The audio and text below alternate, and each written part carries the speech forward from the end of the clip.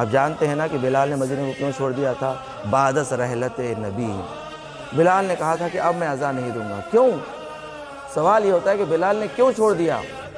لوگ کہتے ہیں عموم مسلمان اس لیے کہ بلال نے کہا کہ میں پیغمبر سے اس قدر وابستہ تھا کہ اب میں مدینے میں رہوں گا تو مجھے پیغمبر کی یاد آئے گی، اس لیے میں نے اذان دینا چھوڑ دیا اور مدینہ چھوڑ کر چلے گئے۔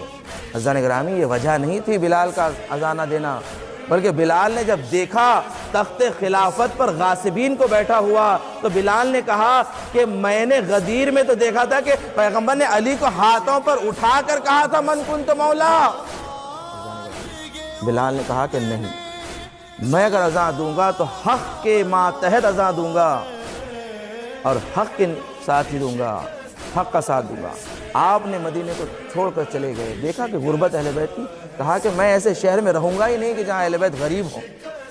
چلے گئے، انہوں نے کبھی اذان نہیں دی۔ اس کے بعد کافی عرصہ گزر گیا، ایک مرتبہ بلال مدینے تشریف لائے، سارے لوگ خوش ہیں بلال آئے ہیں، تو شہزادی نے کہا کہ جاؤ جا کر بلال کو بلا لاؤ۔ جناب بلال آئے، اس لیے کہ در اہل بیت ہے، ہر اہل بیت کا چاہنے والا جب تک اہل بیت کے در پر نہ آئیں اس کی عبادت مکمل نہیں ہوتی ہے۔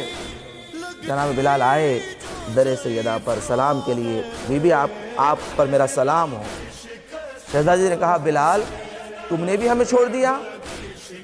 بلال نے کہا شہزادی آپ کی غربت مجھ سے دیکھی نہ گئی۔ شہزادی نے کہا بلال میں چاہتی ہوں کہ ایک مرتبہ تمہاری آواز سے اذان کو سنوں۔ کہا شہزادی ضرور، میں آپ کی خاطر ضرور اذان دوں گا۔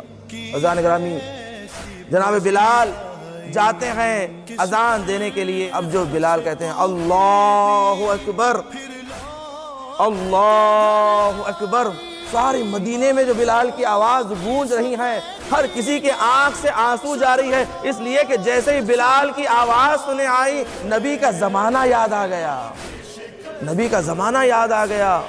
جناب بلال اذان دے رہے ہیں، اشہد ان لا الہ الا اللہ اشہد ان لا الہ الا اللہ۔ اس کے بعد جب گواہی آئی، پیغمبر کا نام آیا، ایک مرتبہ فضہ دوڑتی ہوئی آئی، کہا بلال رک جا، شہزادی غش کھا کر گر گئی ہے، شہزادی کونین غش کھا کر گر گئی ہے۔ بلال نے اپنی اذان کو مکمل نہ کیا۔ عزیزان گرامی، ہاں شہزادی کونین کو نانا کا زمانہ یاد آ گیا، وہ زمانہ یاد آ گیا جس زمانے میں اس گھر کی بڑی عظمت تھی، جس زمانے میں اس گھر کے دروازے کو جلایا نہیں گیا تھا۔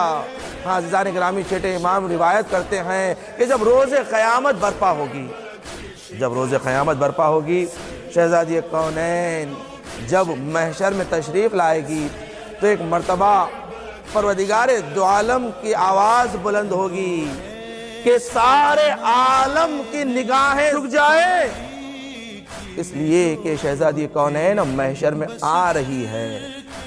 عزیزان گرامی، جہاں پر علماء نے تفسیر کی اس روایت کی، کہا کہ جہاں پر اللہ کا یہ اعلان ہوتا ہے خدا کی جانب سے کہ ساری نگاہیں جھک جائے کہ اب شہزادی کونین محشر میں وارد ہو رہی ہے۔ یہ جو حکم ہے یہ حکم شرعی نہیں ہے کہ انسان اختیار کے ذریعے چاہے تو جھکا لیں چاہے تو اٹھا لیں۔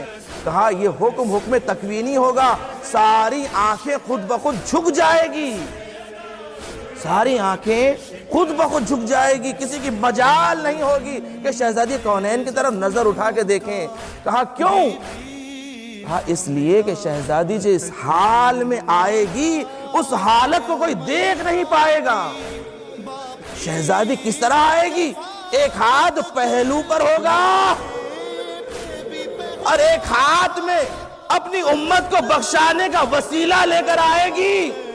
یا رسول خدا ذرا شہزادی سے سوال کریں، پوچھیں کہ اپنے حسین کے چاہنے والوں کے لیے، اپنے شیعوں کو بخشانے کے لیے کیا وسیلہ پروردگار کے پاس لائی ہے؟ تو شہزادی کہے گی الیوم کفینا الیدان المقطوعتان من ابنی العباس، میرے عباس کے دو بازو، میرے عباس کے دو کٹے ہوئے بازو میرے حسین کے چاہنے والوں کی بخشائش کے لیے لائی ہوں۔ عزیزان گرامی، عباس کی عظمت کو پہچانے۔